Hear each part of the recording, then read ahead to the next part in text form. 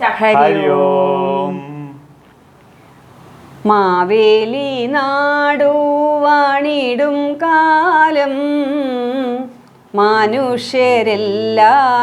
ഒന്നുപോലെ ആമോദത്തോടെ വസിക്കും കാലം ആപത്തെങ്ങാർക്കുമൊട്ടില്ല താനും കള്ളവുമില്ല ചതിയുമില്ല എള്ളോളമില്ല പൊളിവചനം. എല്ലാവർക്കും സ്നേഹം നിറഞ്ഞ ഹൃദയം നിറഞ്ഞ ആത്മാർത്ഥമായ വാമന ജയന്തി തിരുവോണ ആശംസകൾ. കൃഷ്ണാജന്യുപവീതി സ്യാച്ഛത്രീ ധൃതകമണ്ഡലൂ കുണ്ഡലീ ശിഖയായുക്തോ ദണ്ഡധാരീ സമാ അവതു. ഹരേ ശരണമയ്യപ്പ. എല്ലാ ധന്യാത്മാക്കൾക്കും നൂറായിരം സ്നേഹാശംസകൾ. എല്ലാവർക്കും സമ്പൽ സമൃദ്ധമായ ഒരു നല്ല ഐശ്വര്യപ്രദമായ ജീവിതം ആശംസിച്ചു കൊള്ളുന്നു. നമ്മുടെ തന്ത്രസമുച്ചയത്തിലെ അതിമനോഹരമായ പ്രാണപ്രതിഷ്ഠാ മന്ത്രമാണ് ഇപ്പോൾ കേട്ടത്. വാമനമൂർത്തിയുടെ പ്രാണപ്രതിഷ്ഠയ്ക്കും നിത്യപൂജയ്ക്കും ആവാഹനയ്ക്കും ഉപയോഗിക്കുന്ന ഒരു ബ്യൂട്ടിഫുൾ മന്ത്രമാണ് തന്ത്രസമുച്ചയത്തിലെ ഈ മന്ത്രം. ലോകത്തിന് മുഴുവൻ ശാന്തി അരുളുന്ന ഒരു ശാന്തി മന്ത്രമാണിത്. അത് അങ്കിരസ ഋഷിയിൽ നിന്നും സദാശിവ സമാരംഭം അങ്കിരസ ഋഷിയിലെത്തി എൻ്റെ മുത്തശ്ശനിലൂടെ എൻ്റെ അച്ഛനിലൂടെ എന്നിലെത്തിയ ഈ ബ്രഹ്മ സംസ്കൃതിയാണ് എൻ്റെ മനസ്സിൽ തെളിഞ്ഞു വരുന്നത്.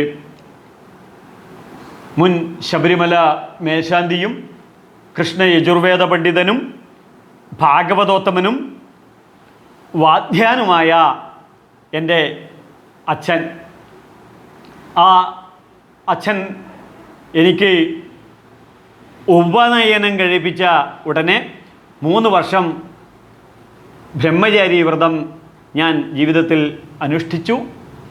ആ സമയത്ത് ഞാൻ എടുത്ത ഒരു അവതാരമാണ് ഈ വാമന അവതാരം. അപ്പോൾ വാമന ജയന്തി തിരു അവതാരം അതെന്താണ്? കൃഷ്ണാജന്യുപവീതസ്യാച്ഛിത്രീ.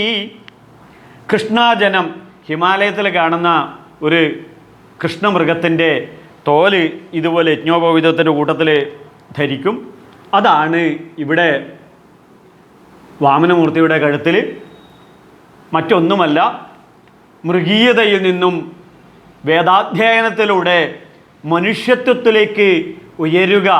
അതാണ് മാവേലി നാടു വാണിയിടും കാലം മനുഷ്യരെല്ലാവരും ഒന്നുപോലെ. മനുഷ്യൻ്റെ സമഭാവനയിലേക്ക് മൃഗീയതയിൽ നിന്നും ഉയർത്തുന്നതാണ് ഈ അവതാരം. അപ്പോൾ കൃഷ്ണാജന്യുപവീതം, ഉപവീതം എന്ന് പറഞ്ഞാൽ യജ്ഞോപവീതം. യജ്ഞോപവീതം എന്ന് വെച്ചാൽ ബ്രഹ്മതേജോ അഭിവൃദ്ധ്യാർത്ഥം യജ്ഞോപവീതം കനിഷ്യാമി. കൃഷ്ണ യജുർവേദം പറയുന്നത് ബ്രഹ്മചൈതന്യം എന്നിലുള്ള അന്തരാത്മാവ് പരബ്രഹ്മമാണെന്ന് ഊട്ടി ഉറപ്പിക്കും. ഇതിന് 3 ദണ്ഡുകളാണുള്ളത്. ബ്രഹ്മ വിഷ്ണു മഹേശ്വരന്മാരുടെ സങ്കല്പമാണ് യജ്ഞോപവീതം. ബ്രഹ്മ വിഷ്ണു മഹേശ്വരന്മാരുടെ ഉപരിയാണ് പരബ്രഹ്മമായ ഞാൻ. അതാണ് കൃഷ്ണാജന്യുപവീതസ്യ. കൃഷ്ണാജനും പൂണൂലും പിന്നെ കാതിൽ കുണ്ടലങ്ങളും അതുപോലെ തന്നെ കുടുമയാണ് അത്. കുണ്ടലി ശിഖയായുക്ത. ശിഖ എന്ന് പറഞ്ഞു കഴിഞ്ഞാൽ കുടുമ എന്ന് പറഞ്ഞു കഴിഞ്ഞാൽ എവറസ്റ്റിനും മുകളിലുള്ള പരമ ജ്ഞാനസ്വരൂപനാണ് ഞാൻ. അത് ഈ പ്രപഞ്ചത്തിലെ സർവത്തിൻ്റെയും ഉപരിയായിട്ടുള്ള ജ്ഞാനമാകുന്നു. അഹം ബ്രഹ്മാസ്മി എന്നുള്ളതാണ് ഈ കുടുമ. പിന്നെ കുടുമയും പിന്നെ കയ്യിലെ ഒരു കുടയും പിന്നെ അദ്വൈതത്തിൻ്റെ പ്രതീകമായ കിണ്ടിയും ഒരു ദണ്ഡും. ഈ എല്ലാ മനസ്സ്, ബുദ്ധി, ചിന്തകൾ, ശരീരം എല്ലാം ഒരു ദണ്ഡ് പോലെ, ദണ്ഡ നമസ്കാരം എന്നൊക്കെ കേട്ടിട്ടില്ലേ, അതിൻ്റെ പ്രതീകമായിട്ടുള്ള അതീവ സുന്ദരനായ ഒരു ബ്രാഹ്മണ ബാലനായിട്ടാണ് മഹാവിഷ്ണുവിൻ്റെ ദശാവതാരങ്ങളിൽ ഒരു അവതാരമായ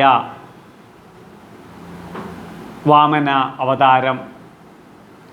വാമന അവതാരം എന്ന് വെച്ചാൽ വാമനൻ എന്ന് പറഞ്ഞാൽ സുന്ദരനായ കുറുകിയവനാണ്, ചെറിയവൻ. നമുക്ക് അറിയാം എന്താണ് ഇതിൻ്റെ പൊരുള്. വേദങ്ങളിലൊക്കെ നമുക്ക് ദർശിക്കാൻ സാധിക്കും. ത്രിവിക്രമൻ എന്ന് കാണാൻ സാധിക്കും. അപ്പോൾ ഓണാഘോഷം എല്ലാ സ്ഥലത്തും മലയാളികൾ ലോകത്തിൻ്റെ എവിടെയൊക്കെ ഉണ്ടോ അവിടെയൊക്കെ ഓണാഘോഷങ്ങളുണ്ട്. ആ ഓണാഘോഷത്തിന് ഈ ലോകത്തിനോട് പറയാനുള്ളത് മാനവരെല്ലാം ഒന്നാണെന്ന മഹത്തായ സംസ്കൃതി, അത് ആണ് ഈ ഓണത്തിൻ്റെ വിഷനും മിഷനും. അപ്പോൾ വേദങ്ങൾ നമുക്ക് ത്രിവിക്രമ സങ്കല്പം കാണാൻ പറ്റും. ഈ വാമനാവതാരം തന്നെ, വാമനൻ അവിടെ ത്രിവിക്രമൻ എന്നുള്ള പേരാണ്. ത്രിവിക്രമൻ എന്ന് പറഞ്ഞാൽ പരിശ്രമശാലി, പരാക്രമി എന്നുള്ളതാണ്. അപ്പോൾ ക്രമാൽ ഉദ്ധാരകൻ എന്നുള്ളതൊക്കെയാണ് ഇതിൻ്റെ അർത്ഥം. അപ്പോൾ വാമനൻ എന്ന് വെച്ച് കഴിഞ്ഞാൽ ബുദ്ധി കൊണ്ട്, ശരീരം കൊണ്ടല്ല, ശരീരം കൊണ്ട് സമ്പന്നമായ അസുരന്മാരെ ബുദ്ധി കൊണ്ട് പരനെ ആക്രമിച്ച് കീഴടക്കുന്നവൻ, ആ പരാക്രമിയാണ് ത്രിവിക്രമൻ. അപ്പോൾ അങ്ങനെ ആക്രമിച്ച് ത്രിവിക്രമൻ, 3 ലോകവും, ഇംഗ്ലീഷിലുള്ള 3 തന്നെയാണ് ഇവിടെയും, 3 ലോകവും സ്വന്തമാക്കുന്നവൻ. 3 ലോകവും സ്വന്തമാക്കുക എന്ന് വെച്ച് കഴിഞ്ഞാൽ നമ്മുടെ ജീവിതത്തിൻ്റെ ഇന്നലകൾ, നമ്മുടെ ജീവിതത്തിൻ്റെ ഇന്ന്, നമ്മുടെ ജീവിതത്തിൻ്റെ നാളെ, ഇത് സ്വന്തമാക്കുന്നവൻ. അതിന് എന്താണത്? തേഷാം സതതയുക്താനാം ഭജതാം പ്രീതിപൂർവകം ദദാമി ബുദ്ധിയോഗം. ദദാമി ബുദ്ധിയോഗം. ബുദ്ധിയുടെ തലത്തിലേക്ക് നമ്മളെ ഉയർത്തുന്നതാണ് ഈ അവതാരങ്ങൾ. ഭഗവാൻ ഭഗവത്ഗീതയിൽ പറഞ്ഞു, തേഷാം സതതയുക്താനാം ഭജതാം പ്രീതിപൂർവകം. വളരെ സന്തോഷപ്രദമായി എപ്പോഴും ഭഗവാനെ തന്നെ പ്രീതിപൂർവകമായി സന്തോഷപ്രദമായി ധ്യാനിക്കുന്നവനെ ത്രിദുഃഖം. ത്രിദുഃഖം എന്താണ്? ആദിഭൗതികം, ആദിദൈവികം, ആധ്യാത്മികം. ബോഡി, മൈൻഡ് ആൻഡ് ഇൻ്റലക്ച്വൽ, ശരീര മനോബുദ്ധികളിലുള്ള എല്ലാ ദുഃഖത്തെയും തീർക്കുന്നവൻ എന്നുള്ളതാണ് ത്രിവിക്രമൻ. അതായത് വാമനൻ എന്ന വാക്കിന് അർത്ഥം. അതുപോലെ തന്നെ ത്രിലോകേശൻ, ഭൂർലോകം, ഭൂർലോകം, സുവർലോകം. ഈ 3 ലോകങ്ങൾ, ഈ 3 ലോകങ്ങൾ എന്താണ്? ത്രികാലാതീതൻ, ത്രികാലാതീതൻ. ഇതൊക്കെയാണ് ഈ ത്രിവിക്രമൻ വാമനൻ എന്നുള്ളതിൻ്റെ അർത്ഥം. ത്രിദുഃഖം ഇല്ലാതാക്കാൻ. അതുപോലെ തന്നെ ഭൂതകാലം, വർത്തമാനകാലം, ഭാവികാലം. ഇത് എന്തൊക്കെയാണ് ഈ രീതിയിലുള്ള ദുഃഖങ്ങളൊക്കെ മാറ്റിത്തരുന്നവൻ?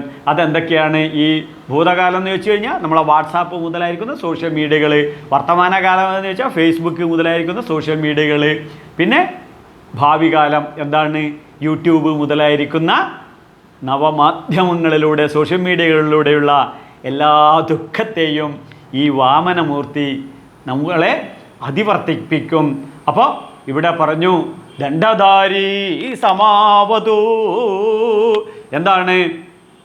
നമ്മുടെ സമഭാവനയിലേക്ക് ഉയർത്തും. സമബുദ്ധിയിലേക്ക് ഉയർത്തും. സമതയ്ക്ക് എല്ലാവരെയും സമമായി ഉയർത്തും. ഇവിടെ ജാതി മത വർണ്ണ വർഗ ലിംഗവ്യത്യാസങ്ങൾ ഒന്നും തന്നെ മഹാബലി എന്ന അസുരനെ പോലും ഇതിനകത്ത് ഉൾപ്പെടുത്തിക്കൊണ്ട് എല്ലാവരെയും ഉയർത്താനാണ് വാമന അവതാരം. അപ്പം ആ വാമന അവതാരത്തിലൂടെ മഹാബലി തമ്പുരാനെയെ അദ്ദേഹത്തെ ക്ഷമയിലൂടെ ത്യാഗത്തിലൂടെ അദ്ദേഹത്തെ ചക്രവർത്തിയായി ഉയർത്തുകയാണ്. ഇവിടെ നമ്മളെയൊക്കെ ജീവിതത്തിൻ്റെ ചക്രവർത്തിയായി ഉയർത്തുന്നതാണ് ഈ അവതാരം. ഈ അവതാരത്തെക്കുറിച്ച് നമുക്ക് ഭാഗവതത്തിലേക്ക് അല്പമൊന്ന് നോക്കാം. ഭാഗവതത്തിൽ കശ്യപ പ്രജാപതിയുടെയും അതിഥിയുടെയും പുത്രനായി ഭഗവാന്റെ തിരു അവതാരം simple and humble and apt അവതാരാസ്. കാരണം ഇവിടെ അസുരന്മാരുടെ ഒക്കെ ശാരീരികപരമായി യുദ്ധം ചെയ്ത് തോൽപ്പിക്കാൻ സാധിക്കില്ല എന്ന് മനസ്സിലായപ്പോൾ ഉപാസകനാം കാര്യാർത്ഥം ബ്രഹ്മണെ രൂപനാമ കൽപ്പയാമി. സാക്ഷാൽ പരബ്രഹ്മം തന്നെ മഹാവിഷ്ണു തന്നെ ഇവിടെ വാമനൻ എന്ന പേരോടും ഈ ബ്രഹ്മചാരി രൂപത്തിലും അവതരിച്ചപ്പോൾ ആദ്യം ശംഖും ചക്ര ഗദാ പങ്കജത്തോടു കൂടി തന്നെയാണ് അവതാരം. പിന്നീട് ഉപനയനാദി കർമ്മങ്ങൾ ചെയ്തിട്ടാണ് ഈ മഹാബലി തമ്പുരാൻ്റെ അടുത്തോട്ട് പോകുന്നത്. അതിനു മുന്നേ ആ തിരു അവതാരം എന്താണെന്ന് ജസ്റ്റ് നമുക്കൊന്ന് നോക്കാം. ശ്രവണദ്വാദശ്യാം മുഹൂർത്തേ അഭിജിതി പ്രഭു സർവേ നക്ഷത്രതാരാദ്യ ചക്രുസ്ഥ ജന്മനാ ദക്ഷിണാം. വളരെ വ്യക്തമായിട്ട് പറയുന്നു. ഈ തിരുവോണ നാള് എന്ന് വെച്ച് കഴിഞ്ഞാൽ ചിങ്ങമാസത്തിലെ ശുക്ലദ്വാദശിയിൽ തിരുവോണം പ്രഥമ പാദത്തിൽ അഭിജിത്ത് എന്ന മുഹൂർത്തത്തോടുകൂടി, അഭിജിത്ത് എന്ന പേരോടുകൂടി, അഭിജിത്ത് എന്ന ശുഭമുഹൂർത്തത്തിൽ ഭഗവാൻ വാമനമൂർത്തിയായി ഇവിടെ അവതരിച്ചു. ദ്വാദശ്യം സവിതാതിഷ്ഠൻ മദ്യം ദിനഗതോ നൃപ വിജയാ നാമസാപ്രോക്ത യസ്യം ജന്മവിദൂർഹരേ. സൂര്യൻ മധ്യാഹ്നത്തിൽ ആയിരിക്കുന്ന സമയത്താണ് ഈ വാമന അവതാരം. ഇനി ഭഗവാന്റെ മറ്റൊരവതാരം ഇവിടെ പറയാതിരിക്കാൻ സാധ്യമല്ല. അതാണ് പൂർണ്ണ കൃഷ്ണാവതാരം. നിശീതേ തമ ഉദ്ഭൂതേ ജായമാനോ ജനാർദ്ദന. ആ കൂരിരുട്ടിലാണ് അന്ന് കൃഷ്ണൻ അവതരിച്ചത്. അതുകൊണ്ട് തന്നെ ദേവകി വസുദേവന്മാരുടെ പുത്രന്മാരായി ആ അവതാരം, ആ കൃഷ്ണാവതാരവും ഈ വാമന അവതാരവും നമ്മൾ സ്മരിക്കുകയാണെന്നുണ്ടെങ്കിൽ കുട്ടികളില്ലാത്ത ദമ്പതിമാർക്കൊക്കെ ഫെർട്ടിലിറ്റി ക്ലിനിക്കിലൊക്കെ പോയി മെഡിക്കൽ സയൻസിൻ്റെ മരുന്നുകളും ഇതുമൊക്കെ ചെയ്ത് ഈ രണ്ട് മന്ത്രങ്ങളുമൊക്കെ ശവിക്കുകയാണെന്നുണ്ടെങ്കിൽ സന്തതി പരമ്പരകളിലേക്ക് ജന്മം നൽകാനുള്ള സാധ്യത വളരെ വളരെ കൂടുതലാണ്. ഞാനിത് വെറുതെ പറയല്ല, എന്നത് എൻ്റെ അനുഭവത്തിൽ നിന്ന് പറയുന്നതാണ്. ഈ തിരുവോണത്തിന്, ഈ തിരുവോണ നാളിൽ, അത് ചിങ്ങമാസത്തിലെ തിരുവോണത്തിൻ്റെ അന്ന് തുടങ്ങും. പിന്നീട് 12 മാസം തുടർച്ചയായിട്ട് അത് ചെയ്യും. തിരുവോണം പായസഹോമം, അതിന് ഉപയോഗിക്കുന്ന മന്ത്രമാണ് സന്താനഗോപാല മന്ത്രം.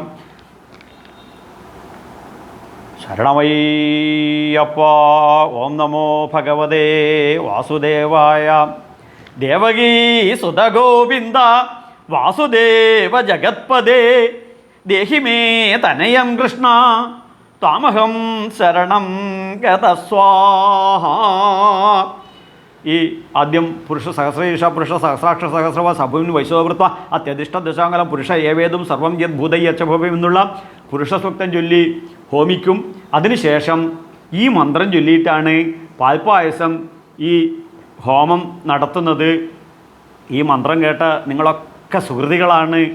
മക്കളില്ലാത്ത ആൾക്കാർക്കൊക്കെ ഇത് ഷെയർ ചെയ്യണം, അവരോട് ഇത് കേൾക്കാൻ വേണ്ടി പറയണം, പഠിക്കാൻ വേണ്ടി പറയണം, ചൊല്ലാൻ വേണ്ടി പറയണം. ഇനി മക്കളുള്ള ആൾക്കാർക്ക് സത്പുത്രന്മാരായി ഭവിക്കും മക്കൾ.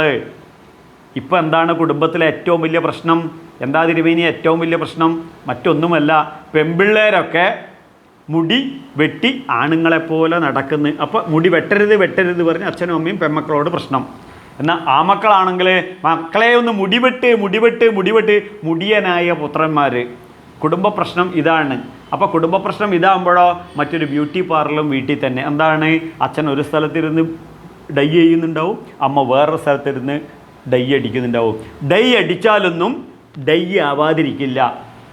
എൻ്റെ ഗുരുവായ സ്വാമി സത്യാനന്ദ സരസ്വതി തിരുവടികൾ, അദ്ദേഹത്തിൻ്റെ ഗുരുവാണ് ചിന്മയാനന്ദ മഹാരാജ്. അപ്പോൾ അദ്ദേഹം എപ്പോഴും ഇത് പറയും. അപ്പോൾ ആരോഗ്യമുള്ള, നല്ല വിദ്യാസമ്പന്നരായ, നല്ല ആയുസ്സും ആരോഗ്യവും ദൃഢതയും സമബുദ്ധിതയുമുള്ള കുട്ടികളുണ്ടാകാനും, ഉള്ള കുട്ടികളാണെന്നുണ്ടെങ്കിൽ അവരുടെ ആരോഗ്യത്തിനും ഈ വിദ്യാഗോപാല മന്ത്രം പോലെ ശക്തമായ സന്താനഗോപാല മന്ത്രമാണ് ഇത് കേട്ടത്. ഇത് എല്ലാവർക്കും ജപിച്ച് അതിഗംഭീരമാക്കാം. ഒപ്പം ആ ഗുരുവായൂരപ്പ ദർശനം കൂടി ആയിക്കഴിഞ്ഞാൽ ശരണമയ്യപ്പ ഗുരുവായൂരപ്പൻ്റെ അനുഗ്രഹ ആശിസ്സുകളുണ്ടെങ്കിൽ പിന്നെ പറയാനില്ലല്ലോ. ഉത്രാടത്തിന് ഗുരുവായൂർ പഴക്കൊല സമർപ്പണം. തിരുവോണത്തിൻ്റെ അന്ന് ഈ തിരുവോണ നാളിൽ സന്തതികളുണ്ടാകാനും സന്തതികളുണ്ടായ ആൾക്കാർക്ക് ആ സന്തതികൾക്ക് ആയുരാരോഗ്യ സൗഖ്യത്തിനും പ്രപഞ്ചത്തിൻ്റെ സർവ്വ നന്മയ്ക്കുമായി ഗുരുവായൂർ അത്യപൂർവമായിട്ടുള്ള ഒരു പൂജയുണ്ട് തിരുവോണ നാളിൽ. ആ സന്ദർഭത്തിൽ വെള്ളിക്കുടത്തിൽ ഒരു കുടം പഴപ്രഥമൻ നിവേദിക്കുന്ന ഒരു ചടങ്ങ് ഈ ഭൂമി മലയാളത്തിൽ ഗുരുവായൂരപ്പന് മാത്രമുള്ള ഒരു പ്രത്യേകതയാണ്. ആ ഗുരുവായൂരപ്പ ഭക്തന്മാരൊക്കെ ഗുരുവായൂർ പോകണമെന്ന് ഞാൻ പറയില്ല, പോകുന്ന ആൾക്കാർ പൂർണ്ണ ഭക്തിയോടും സർവസമർപ്പണ ബുദ്ധിയോടും കൂടി മാത്രമേ ഗുരുവായൂരപ്പ സന്നിധിയിലേക്ക് പോകാൻ പാടുള്ളൂ. കാരണം കണ്ണൻ ആനന്ദചിത്തനാണ്, അനുഗ്രഹങ്ങൾ വളരെ പെട്ടെന്ന് തരുന്ന മൂർത്തിയാണ്. അപ്പോൾ ഈ പഴപ്രഥമൻ അവിടുത്തെ വളരെ പ്രധാനമായ ഒരു നിവേദ്യമാണ്. അങ്ങനെ ഈ വാമന അവതാരം ബാക്കി കഥയൊക്കെ നർമ്മദാ തീരത്ത് ഒരു ഇതൊക്കെ ബാക്കി കഥയൊക്കെ നിങ്ങൾക്കറിയാം. മഹാബലിയുടെ ഏറ്റവും വലിയ പ്രത്യേകത അദ്ദേഹം ഗൃഹസ്ഥാശ്രമയാണ്, അദ്ദേഹത്തിൻ്റെ ഭാര്യ വിന്ധ്യാവലിയാണ്. അപ്പോൾ ഈ യാഗം നടക്കുന്ന സന്ദർഭത്തിൽ അവിടുത്തേക്കാണ് ഈ വാമനമൂർത്തി പോകുന്നത്. കഥയൊക്കെ ആഗ്രഹമുള്ള ആൾക്കാർക്ക് 19-ാം അധ്യായം നോക്കണം, ദശമസ്കന്ധത്തിലാണ് ഈ വാമനാവതാരം. ഭാഗവതം നോക്കി മനസ്സിലാക്കുക, ഞാൻ കഥയിലോട്ട് കയറുന്നില്ല. ഏതായാലും ശരി, അവിടെ ചെന്ന് നല്ല രീതിയിൽ വിന്ധ്യാവലിയും മഹാബലി തമ്പുരാനും ഈ വാമനമൂർത്തിയെ സ്വീകരിക്കുന്നുണ്ട്. അതിനുശേഷം വാമനമൂർത്തി പറയുന്നു, തസ്മാത് തത്തോ മഹീമിഷത് വൃണോഹം വരദർഷഭാത് പദാനി ത്രിണി ദൈത്യേന്ദ്ര സംമിതാനി പദാമമ. വരദർഷഭാത് ഭാരത ചരിത്രത്തിൽ അനുഗ്രഹങ്ങളും വരങ്ങളും ദാനങ്ങളും നൽകുന്നതിൽ അങ്ങ് പ്രഭുവാണ്, അങ്ങ് ചക്രവർത്തിയാണ്. അങ്ങയുടെ പേരും പ്രശസ്തിയും ദാനം കൊണ്ട് കൊടുത്തുകൊണ്ട് എംപററായിക്കൊണ്ട് ഇന്നും മലയാളി ഹൃദയങ്ങളിൽ നിലനിൽക്കുന്നു, ഭാരത ഹൈന്ദവ സംസ്കൃതിയിൽ നിലനിൽക്കുന്നു. ഇത് ദാനം നൽകുന്നതിലൂടെയാണ്, കൊടുക്കുന്നതിലൂടെയാണ്. അതുകൊണ്ട് എൻ്റെ പാദത്തിന് എനിക്ക് അളക്കാൻ സാധിക്കുന്ന രീതിയിൽ 3 അടി വേണമെന്ന് പറയുന്നു. ഈ സന്ദർഭത്തിൽ ശുക്രാചാര്യർ പറയുന്നു കൊടുക്കരുത് എന്ന് പറയുന്നു. ശുക്രാചാര്യർ പറയുന്ന ഗുരുവിൻ്റെ വാക്ക് തൃണവൽക്കരിച്ചുകൊണ്ട് ഇദ്ദേഹം കൊടുക്കുന്ന സന്ദർഭത്തിൽ മഹാവിഷ്ണു കഥയൊക്കെ നിങ്ങൾക്ക് അറിയാം. ഈ ത്രിവിക്രമൻ ഈ വാമനമൂർത്തി 2 പാദങ്ങൾ കൊണ്ട് ലോകം മുഴുവൻ അളക്കുന്നു. ഈ അളക്കുന്നതിന് മുന്നേ 2 പാദങ്ങൾ കൊണ്ട് അളന്നു തീർന്നപ്പോൾ ഈ മഹാബലിയുടെ അസുര സൈന്യം യുദ്ധത്തിന് വരുന്നുണ്ട്. യുദ്ധത്തിന് വരുമ്പോൾ പറയുന്നുണ്ട്, യുദ്ധമൊന്നും ചെയ്യണ്ട, ന കാലോയമർത്ഥകൃത്, കാലം നമുക്കിപ്പോൾ അത്ര ഗുണമല്ല. കാലം അന്ന് ഗുണമായ സന്ദർഭത്തിൽ ഈ മഹാവിഷ്ണുവാണ് എനിക്ക് ഈ ചക്രവർത്തിയുടെ കസേല തന്നത്. കാലം പ്രതികൂലമായപ്പോൾ അതൊക്കെ അദ്ദേഹം തിരിച്ചെടുക്കുന്നു. നിങ്ങൾ യുദ്ധം ചെയ്തു കഴിഞ്ഞാൽ ദേവന്മാരുടെ പക്ഷം വിജയിക്കും, യുദ്ധം ചെയ്യാതിരുന്നു കഴിഞ്ഞാൽ ഞാനിത് ദാനമായി കൊടുക്കും. ലോകമുള്ളിടത്തോളം കാലം ഞാനിത് മഹാബലിയായി മാനവരാശിക്ക് ഒരു പ്രചോദനമായി തീരും. എന്ത്? കൊടുക്കാനുള്ള ആറ്റിറ്റ്യൂഡ്. ഭഗവത്ഗീതയിൽ ഭഗവാൻ പിടിച്ചു പറിച്ചു വാങ്ങിക്കുന്നവനെ കള്ളനെന്നും കൊടുക്കുന്നവനെ എംപറർ എന്നും പറയുന്നു. ഏന ഭവായ പ്രഗസീ ദഭവായ ദിവൗകസം സയേവ ഭഗവാനദ്യ വർദ്ധതേ തദ്യുവര്യയം. ഇതിനു മുമ്പ് കാലസ്വരൂപനായ യാതൊരുവൻ നമുക്ക് വാങ്ങിച്ചു തന്നോ അതേ കാലസ്വരൂപമായ ഭഗവാൻ തന്നെയാണ് ഇപ്പോൾ ഇതൊക്കെ വാങ്ങിച്ച് തിരിച്ചു കൊടുക്കുന്നത്. അതുകൊണ്ട് നമ്മൾ പറഞ്ഞിട്ട് ഒരു കാര്യവുമില്ല എന്ന് പറഞ്ഞ് എല്ലാവരെയും ശാന്തരാക്കുന്നു. അങ്ങനെ 2 അടി കൊണ്ട് ഒക്കെ അളന്നു തീർക്കുന്നു. 3-ാമത്തെ അടിക്ക് വെക്കാൻ സ്ഥലമില്ലാത്തപ്പോൾ മഹാബലി തമ്പുരാൻ തൻ്റെ യശസ് ലോകമുള്ളിടത്തോളം കാലം നിൽക്കാനായിക്കൊണ്ട്, തൻ്റെ വാക്കിൻ്റെ മഹനീയത നിലനിർത്താനായിക്കൊണ്ട് കാൽച്ചുവട്ടിൽ നമസ്കരിക്കുന്നു. അതിനുശേഷം ശിരസ് നമിച്ച് വെക്കുന്ന സമയത്ത് പദം തൃതീയം കുരുശീർഷ്ണിമേ നിജം, 3-ാമത്തെ കാലടി എൻ്റെ ശിരസ്സിനെ സ്പർശിച്ച് അളന്നെടുത്ത് എന്നെ ഉയർത്തിയാലും എന്നുള്ളതാണ് പറയുന്നത്. എന്നെ ഉയർത്തിയാലും എന്നുള്ളതാണ് പറയുന്നത്. എവിടത്തേക്കാണ്? ഇന്ദ്രസേന മഹാരാജ യാഹിഭോ ഭദ്രമസ്തുതേ സുതലം സ്വർഗഭിപ്രാർത്ഥ്യം ജ്ഞാതിഭി പരിവാരിത. ഹേ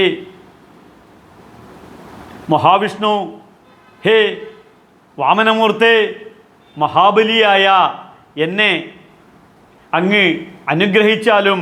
അപ്പോൾ ആ കാല് സ്പർശിച്ച് പദം തൃതീയം കുരുശീഷ്ണിമേ നിജം, കാല് വെക്കുന്ന സ്ഥലത്തോട്ട് ഭഗവാൻ ഒരൊറ്റ പ്രാവശ്യം മാത്രമേ മഹാവിഷ്ണു ശിരസ്സിൻ്റെ ഉയരത്തിലേക്ക് കാലുയർത്തി അനുഗ്രഹിച്ചിട്ടുള്ളൂ. കാലിന് നമ്മളൊക്കെ ഭഗവാന്റെ കാലിൽ സറണ്ടർ ചെയ്യണം. സറണ്ടർ ചെയ്യാൻ കാലുയർത്തി കാണിച്ച് മഹാബലിയെ ഉയർത്തുകയാണിവിടെ. പാതാളത്തിലേക്ക് ചവിട്ടി താഴ്ത്തിയെന്ന് എവിടെയും പറയുന്നില്ല.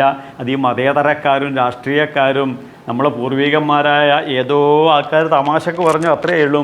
നമ്മളത് ശാസ്ത്രങ്ങൾക്ക് ഭാഗവത ശാസ്ത്രത്തിൻ്റെ പ്രമാണത്തിൻ്റെ പശ്ചാത്തലത്തിൽ പറയുന്നു. അവിടെ ഉയർത്തുകയാണ്. ബ്രഹ്മ വിഷ്ണു മഹേശ്വരന്മാരെ സെക്യൂരിറ്റി ആയിട്ടുള്ള സ്ഥലമാണ്. ദേവീ ദേവന്മാർ കൊതിക്കുന്ന സ്ഥലമാണ്. അവിടെ എവിടെ? സുതലം സ്വർഗഭിപ്രാർത്ഥ്യം ജ്ഞാതിഭി പരിവാരിത. അങ്ങനെ സുതലത്തിലോട്ട് മഹാബലി ഉയരുകയാണ് ചെയ്യുന്നത്. അപ്പോൾ ഇതുവഴി നമ്മൾ മനസ്സിലാക്കണം എന്താണ് ഉയരുകയാണ്, സുതലത്തിലോട്ട് ഉയരുകയാണ്. എപ്പോഴും മഹാവിഷ്ണുവിനെയും മഹാദേവനെയും കണ്ടുകൊണ്ട് അവിടെ അന്നും ഇന്നും എന്നും ഈ സുതലം നമ്മുടെയൊക്കെ ഹൃദയമായി ഉയരണം.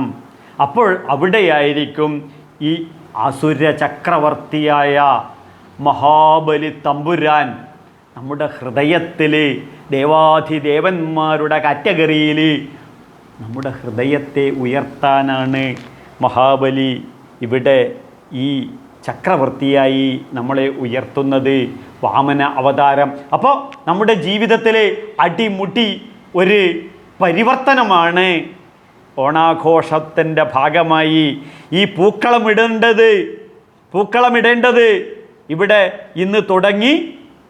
ഇനി അടുത്ത ഒരു വർഷത്തേക്ക് നമ്മുടെ ഹൃദയമാണ് പൂക്കേണ്ടത്. നമ്മുടെ കാമുകിക്കൊക്കെ വാലന്റൈൻസ് ഡേക്ക് കൊടുക്കുക എന്താണ്? പൂവാണ്. നമ്മുടെ കാമുകി നമുക്ക് അവളുടെ സ്വപ്നങ്ങളും അവളുടെ ഹൃദയവും അവളുടെ സർവസ്വമായി തരുന്ന എന്താണ്? ഒരു പൂവാണ്. അപ്പോൾ തന്നെ മനസ്സിലായല്ലോ പൂവ് എന്താണെന്ന്. നമ്മൾ പൂജയ്ക്ക് ഹൈന്ദവ സംസ്കൃതിയിൽ പുഷ്പങ്ങൾ ഹൃദയത്തിൻ്റെ സ്വപ്നങ്ങളുടെ പ്രതീകമായിട്ടാണ് പൂജയ്ക്ക് ഉപയോഗിക്കുന്നത്. ആ പൂവിൻ്റെ പൂക്കളമാണ് തീർക്കുന്നത്. ഇത് നമ്മുടെ ഹൃദയത്തിൽ പൂക്കളം തീർക്കണം, നന്മയുടെ പൂക്കളം തീർക്കണം.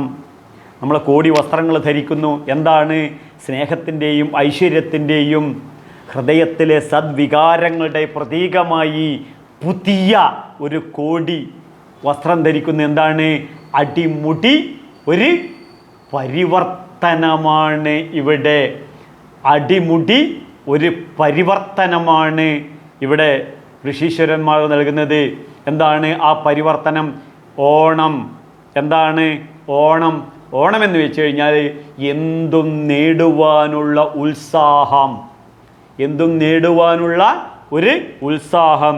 അതാണ് നമ്മൾ ഈ വടംവലി മത്സരമൊക്കെ നടത്താറില്ലേ?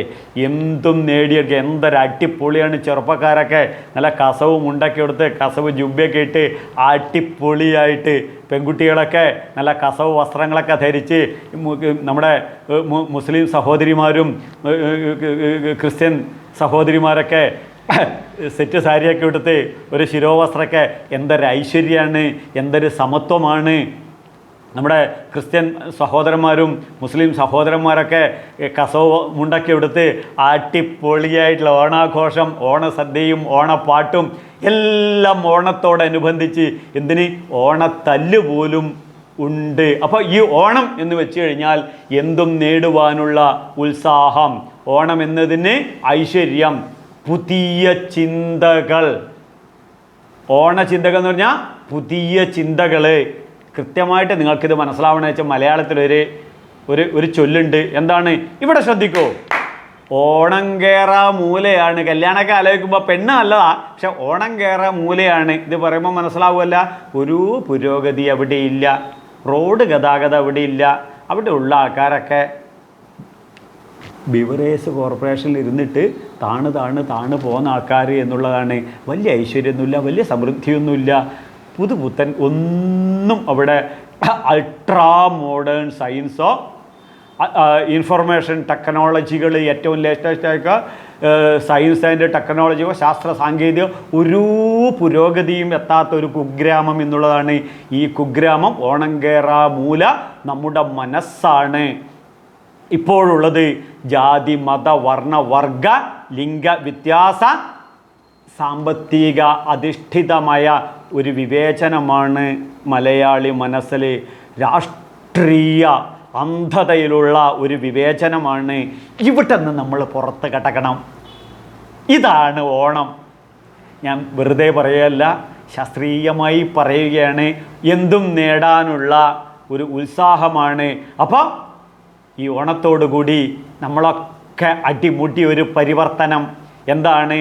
മഹാബലി തമ്പുരാൻ, മഹാബലി, ഏറ്റവും വലിയ ത്യാഗം എന്താണ്? സ്വാർത്ഥതയിൽ നിന്നും ത്യാഗമെന്നതേ നേട്ടം. ത്യജിക്കണം. എന്താണ് ത്യജിക്കേണ്ടത്? ഈ സ്വാർത്ഥതയിൽ നിന്നും ഒരു ത്യാഗ മനോഭാവം, ഒരു മഹാബലി മനോഭാവം. എന്താണ്? ഭാര്യയ്ക്ക് വേണ്ടിയിട്ട്, കാരണം ഇവിടെ ഗൃഹസ്ഥാശ്രമിയാണല്ലോ മഹാബലി, നമ്മൾ കുറേ വിട്ടുവീഴ്ചകൾ നൽകണം. അപ്പോൾ നമ്മൾ നല്ലൊരു ഭർത്താവായി. ഭാര്യമാരെന്ത് വേണം? ഭർത്താവിന് വേണ്ടി കുറേ ത്യാഗം സഹിച്ച് വിട്ടുവീഴ്ച. ഭർത്താവിന് വയ്യായികയാണെങ്കിൽ നമ്മൾ പരിചരിക്കണം. ഭാര്യയ്ക്ക് വയ്യായികയാണെങ്കിൽ ഭർത്താവ് പരിചരിക്കണം. അവിടെ മേക്കപ്പ് ചെയ്യണം, അവർ ഈക്വൽ ചെയ്യണം. H2O 2 മോളിക്യൂർ ഹൈഡ്രജനും 1 മോളിക്യൂർ ഓക്സിജനും കൂട്ടി യോജിക്കുമ്പോഴാണ് വെള്ളം ഉണ്ടാകുന്നത്. ഇതുപോലെ ഭാര്യ ഭർത്തൃബന്ധം സുദൃഢമാകണം എന്നുള്ളതാണ് മഹാബലി ഈ യാഗത്തിലൂടെ കാണിച്ചു തരുന്നത്. അപ്പോൾ പരസ്പരം ഒരു വിട്ടുവീഴ്ച, ഇതാണ് മഹാബലിയൊക്കെ ആയി മാറണം. അപ്പം നമ്മളെ മക്കൾക്ക് വേണ്ടി നമ്മൾ കുറേ വിട്ടുവീഴ്ചയ്ക്ക് വരുത്തണം, നമ്മൾ കുറേ ഇറങ്ങി വരണം. മഹാവിഷ്ണു ഈ ബ്രഹ്മചാരിയായി ഇറങ്ങി വന്നതുപോലെ, വാമനായിട്ട് ഇറങ്ങി വന്നതുപോലെ കുറച്ച് ചുരുങ്ങണം. ഇത് ഒബാമ എപ്പോഴും കയ്യിൽ കൊണ്ടു നടക്കും ഒരു ഹനുമാൻ്റെ വിഗ്രഹം.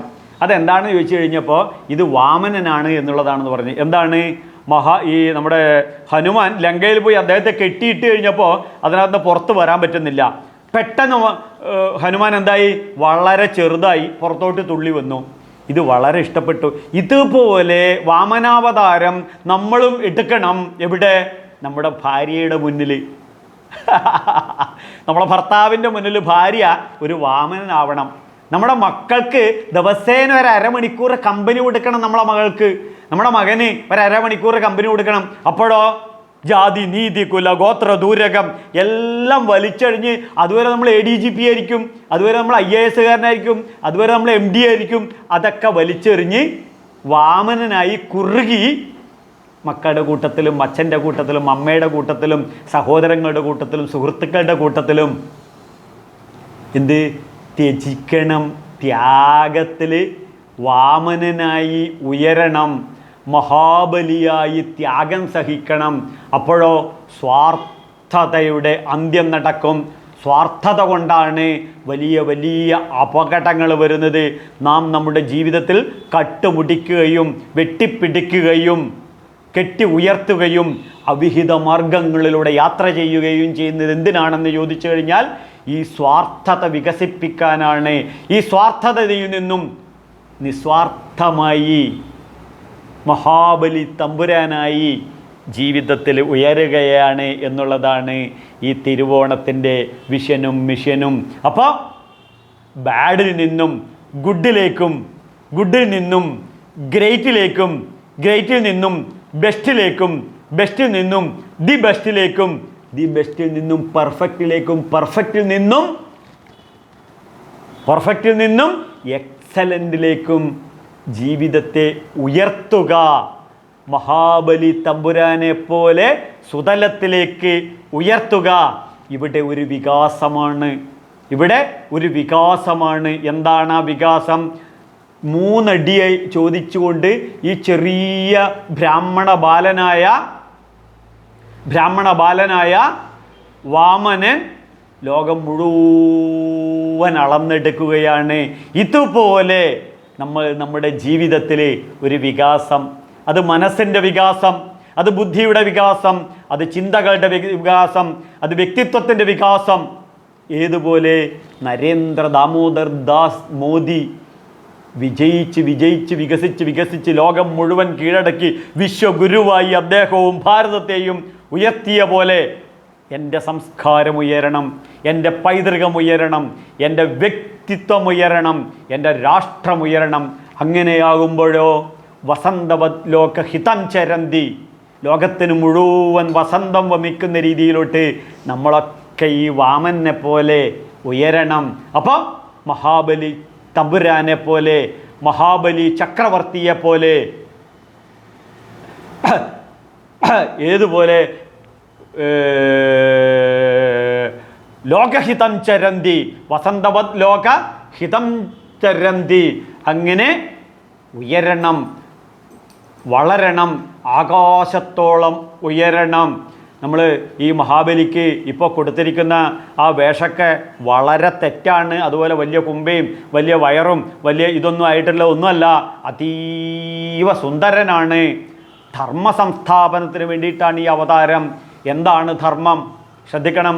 ഞാൻ ഒരു പിതൃധർമ്മം അനുഷ്ഠിക്കേണ്ട വ്യക്തിയാണ്, ഞാനൊരു ഭർത്തൃധർമ്മം അനുഷ്ഠിക്കേണ്ട വ്യക്തിയാണ്, ഞാനൊരു പുത്രധർമ്മം അനുഷ്ഠിക്കേണ്ട വ്യക്തിയാണ്. ഭർത്താവ് എന്ന നിലയിൽ നല്ല രീതിയിലുള്ളൊരു ജീവിതം, ഭാര്യ എന്നുള്ള രീതിയിൽ നല്ലൊരു ജീവിതം, മകളെന്ന രീതിയിൽ നല്ലൊരു ജീവിതം, അതാണ് ഭാര്യാധർമ്മം, അതാണ് പുത്രിധർമ്മം. പുത്രധർമ്മം നല്ലൊരു പുത്രൻ എന്ന നിലയിൽ, അതുപോലെ ഞാൻ നല്ലൊരു വ്യക്തി എന്ന നിലയിൽ സമൂഹത്തിൽ ജീവിക്കലാണ് പൗരധർമ്മം. ഇതുപോലെ മഹാബലി രാജധർമ്മം. രാജാവിൻ്റെ ധർമ്മം എന്താണ്? ഒരു ബ്രാഹ്മണനല്ല, ആര് എന്ത് ദാനം ചോദിച്ചു കഴിഞ്ഞാലും അത് കൊടുക്കണം. ഇതാണ് രാജധർമ്മം. ഈ രാജധർമ്മത്തിൽ മഹാബലി എംപററായി. അദ്ദേഹം മഹാബലി നൽകി, ദാനം നൽകി. അങ്ങനെ ജീവിതത്തിൽ ഉയർന്നു വളർന്നു. അതാണ് ഇവിടെ നമുക്ക് ദർശിക്കാൻ സാധിക്കുന്നത്. അപ്പോൾ മഹാബലി എങ്ങനെയാണ്? ആത്മനസ്ഥ കാമായ സർവം പ്രിയം ഭവതി. എനിക്ക് ആത്മസംതൃപ്തിക്ക് വേണ്ടിയിട്ടാണ് ഞാൻ ഈ ദാനം നൽകുന്നത്. അതാണ് ഇതിൽ നിന്നും കൊടുക്കുക. അപ്പോൾ കൊടുക്കുന്നതിന് മുന്നേ എന്താണ്? ദിവ്യം ദദാമിതേ ചക്ഷു പശ്യമേ യോഗമൈശ്വര്യം. ഭഗവത്ഗീതയിൽ ഭഗവാൻ പറഞ്ഞ കണക്കനെ ഭഗവാൻ ഈ അറിവ് കൊണ്ട് ഒരു ചക്ഷുഷ, ലോകം മുഴുവൻ ഒന്നായി കാണാനുള്ളൊരു ചക്ഷുഷ, ആ കണ്ണാണ് മനുഷ്യരെല്ലാവരും ഒന്നുപോലെ, മനുഷ്യരെല്ലാവരെയും ഒന്നുപോലെ കാണാനുള്ള ഒരു ചക്ഷുഷ നമുക്ക് തരുന്നതാണ് ഈ തിരുവോണം. അപ്പോഴോ സ്വധർമ്മം അഭിചാപേക്ഷ ന വികമ്പിതുമർഹസി.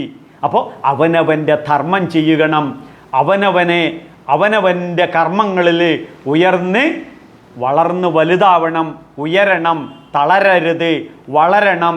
ഇതുള്ളതാണ്. അപ്പോൾ എന്ത് വരും? മഹാബലി നമുക്ക് കാണിച്ചു തരികയാണ്. എന്താണ്? ഭഗയേവ ഭഗവാവും അസ്തു ദേവാസ്ഥേന വയം ഭഗവന്തസ്യാമ. എനിക്ക് ഭഗവാൻ എന്ന ധനമാണ് വേണ്ടത്, ബാക്കിയെല്ലാം നഷ്ടപ്പെടും. അപ്പോൾ ഭഗവാൻ എന്ന ധനത്തെ വികസിപ്പിക്കായാലും ഏതായാലും ശരി, തേനെ ത്യക്തേന ഭുഞ്ചീതാം. വേദങ്ങൾ പറയുന്നു, ത്യജിച്ചുകൊണ്ട് ഭുജിക്കണം. എന്ത്? ആ ചക്രവർത്തി സ്ഥാനം ത്യജിച്ചുകൊണ്ട് മാനവരാശിയുടെ ഹൃദയങ്ങളിൽ ഇന്നും മഹാബലി തമ്പുരാൻ ചക്രവർത്തിയായി. അപ്പോൾ ഇതുകൊണ്ട് നമുക്ക് കാണിച്ചു വരുന്നത് എന്താണ്? ശശ്വന്നശ്വര വിശ്വമേവ ബ്രഹ്മഖിലം. ഇവിടെ ഒന്നും ശാശ്വതമായിട്ടില്ല, ഇവിടെ ഒന്നും ശാശ്വതമായിട്ടില്ല. അനിത്യമസുഖം ലോകം. ഭഗവാൻ ഭഗവത്ഗീത പറഞ്ഞ ഇമാം പ്രാപ്യ ഭജസ്വമാം. ഇവിടെ ഒന്നും തന്നെ ഇതില്ല. അപ്പോൾ ഈ നിമിഷവും കടന്നു പോകും എന്നുള്ളതാണ് മഹാബലി നമ്മളോട് പറയുന്നത്. ഈ നിമിഷവും ചക്രവർത്തി നിമിഷം വരും പോകും.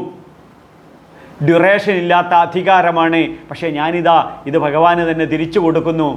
ഇവിടെ ഒരു ത്യാഗമാണ്. നമ്മൾ കാണുന്നുണ്ട് അധികാരത്തിന് വേണ്ടി കസേല വലിക്കുന്നത്. അപ്പോൾ വേദം, ഈ വൈദിക സംസ്കൃതി ഇന്നും നാളെയും എപ്പോഴും നമ്മുടെ ജീവിതത്തിൽ കൊണ്ടു നടത്തി നമ്മുടെ ഹൃദയത്തിൻ്റെ വ്യാസം വികസിപ്പിച്ച് നന്മയുടെ ഉത്തുംഗതയിലേക്ക് ഉയർത്തുകയാണ്. അത് ഉയർത്തുമ്പോൾ ഈ ഓണത്തിന് ഒഴിവാക്കേണ്ട 1-2 കാര്യങ്ങളുണ്ട്. നമ്മുടെ സമൂഹത്തിൻ്റെ ക്യാൻസറായ മദ്യം, മയക്കുമരുന്ന്, മാംസം, കുഴിമന്തി മുതലായിരിക്കുന്ന എല്ലാ വൃത്തികേടുകളും മാറ്റി ഒരു നല്ല ജീവിതം, ഏറ്റവും നല്ലൊരു ജീവിതം, അതിൽ എന്തൊക്കെ ഒഴിവാക്കണം? കുശുമ്പ്, നുണ, പരദൂഷണം മുതലായ നെഗറ്റീവ് എനർജികളൊക്കെ മാറ്റിക്കൊണ്ട് അട്ടിമുട്ടി ഒരു പരിവർത്തനം. എന്താണ്? കൂടുമ്പോൾ ഇമ്പമുള്ള കുടുംബത്തിൽ സമഭാവന, ജാതിഭേദം മതദ്വേഷം ഏതുമില്ലാതെ സർവരും സോദരത്വേന വാഴുന്ന മാതൃകാസ്ഥാനമാണ് ഇത്. ഏത്? എൻ്റെ ഹൃദയം എന്ന് അവനവൻ്റെ കുടുംബത്തിൽ നിന്നും ഈ തിരുവോണ നാളിൽ തുടങ്ങി അത് ജീവിതത്തിൽ മുഴുവൻ കൊണ്ടു നടക്കണം. അതിന് ഈ ഭാഗവതവും ഈ ഭഗവത്ഗീതയും ധർമ്മശാസ്ത്രങ്ങളൊക്കെ പഠിച്ച് പ്രചരിപ്പിച്ച് എല്ലാവരിലും എത്തിക്കണം. നിങ്ങൾക്ക് എല്ലാവർക്കും ആയുരാരോഗ്യ സൗഖ്യവും ഓണാശംസകളും നേർന്നുകൊള്ളുന്നു. ഈ ചാനൽ ലൈക്ക് ചെയ്യണം, ഷെയർ ചെയ്യണം, സബ്സ്ക്രൈബ് ചെയ്യണം. നമ്മളെ സുഹൃത്തുക്കളിലും ബന്ധുക്കളിലും എല്ലാവർക്കും എത്തിക്കണം. പ്രത്യേകിച്ച് കുട്ടികളില്ലാത്ത ദമ്പതിമാർക്ക് ഇത് എത്തിച്ചു കൊടുക്കുകയാണെന്നുണ്ടെങ്കിൽ അവർക്ക് കുട്ടികളുണ്ടാവാനുള്ള സാധ്യത വളരെ വളരെ കൂടുതലാണ്. ഈ മന്ത്രങ്ങളൊക്കെ കേട്ട് പഠിക്കുകയാണെങ്കിൽ ഏതായാലും ശരി, എല്ലാവർക്കും ആയുരാരോഗ്യ സൗഖ്യം നേർന്നുകൊണ്ട് നല്ല ജീവിതം ഈ ഓണത്തോടു കൂടി തുടങ്ങണം. ഇവിടെ നിന്നുള്ള തുടക്കം നന്നായ എല്ലാം നന്നാവുമെന്ന് മാതാ അമൃതാനന്ദമയി ദേവി നമ്മെ പഠിപ്പിക്കുന്നു. അപ്പോൾ വിഭവസമൃദ്ധമായ ഓണസദ്യ കഴിക്കുക. എന്തിനാണ്? പഞ്ചേന്ദ്രിയങ്ങളുടെ ഭോഗം ഇവിടെ വിഭവസമൃദ്ധമായി ലഭിക്കുമ്പോൾ അവിടെ സന്തോഷത്തോടുകൂടി മതി മതി മതി എന്നുള്ളൊരു ചിന്ത വരും. അപ്പോൾ ഉള്ളിലുള്ള ആസുരീകത നഷ്ടപ്പെടും, ഉള്ളിലുള്ള ദൈവീകത വികസിക്കും. അപ്പോൾ മഹാബലി തമ്പുരാനായി നമ്മുടെ യശസ്സും ലോകത്തോളം വികസിക്കും. അപ്പോൾ വാമന അവതാരം അവനവൻ്റെ ഹൃദയത്തിലുണ്ടാകുമ്പോൾ ജീവിതം സന്തോഷത്തിൽ നിന്നും സന്തോഷത്തിലേക്കും നന്മയിൽ നിന്നും നന്മയിലേക്കും എല്ലാവർക്കും ആകട്ടെ എന്ന് ആത്മാർത്ഥമായി ആശംസിച്ചുകൊണ്ട് എൻ്റെ ഗുരുവായ സ്വാമി സത്യാനന്ദ സരസ്വതി തിരുവടികളെ ഇവിടെ ഹൃദയത്തിൽ ഓർത്തുകൊണ്ട്, അതുപോലെ തന്നെ മുൻ ശബരിമല മേശാന്തിയും കൃഷ്ണ യജുർവേദ പണ്ഡിതനും ഭാഗവതോത്തമനുമായ എൻ്റെ അച്ഛൻ എന്നെ പഠിപ്പിച്ച ഈ കാര്യങ്ങളൊക്കെ നിങ്ങളോട് പറയാൻ സാധിച്ചതിൽ എനിക്ക് വളരെ വളരെ വളരെ വളരെ സന്തോഷമുണ്ട്. എല്ലാവർക്കും ആയുരാരോഗ്യ സൗഖ്യം നേർന്നുകൊണ്ട് ലോകാ സമസ്ത സുഖിനോ ഭവന്തു. സ്വാമീ ശരണമയ്യപ്പ.